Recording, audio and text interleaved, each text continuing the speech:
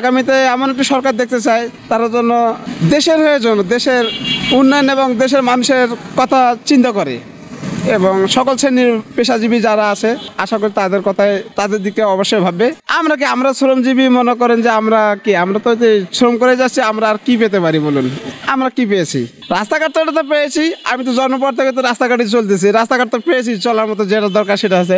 হ্যাঁ তো পেয়েছি, রাস্তাঘাটগুলো এখন কিছুদিন ছিল ভালো ছিল, এখনো যে রাস্তার পরিস্থিতি হয়তো এখন তো ভাঙাচুরা আছে। বর্তমান যারা অবন্তকালীন সরকারের আয়ত্তে যারা আছেন, যারা সমন্বয়করা আছেন, আমি তাদেরকে বিশেষ অনুরোধ করবো, খেটে খাওয়া দিনমজুর আছে ওনাদের দিক থেকে যেন একটু চিন্তা করে, এটা বিশেষ আমার অনুরোধ। এবং যারা বর্তমানে আছেন এরা যেন এই দেশটার কথা যেন সবসময়ের জন্য চিন্তা করেন যে আমাদের দেশটা যেন বাইরের কোনো কূটনীতি না চলে। আমি তো জানি আমি বাঙালি, আমি বাংলাদেশের একজন নাগরিক। পাকিস্তানের পতাকা উঠবে, তাহলে এই জন্য কি বাংলাদেশ থেকে পাকিস্তান হয়ে গেল? এই দেশের কি পাকিস্তান আমাদের দেশের সাথে কি সম্পর্ক? পাকিস্তান তো এই দেশে ধরবে কেন?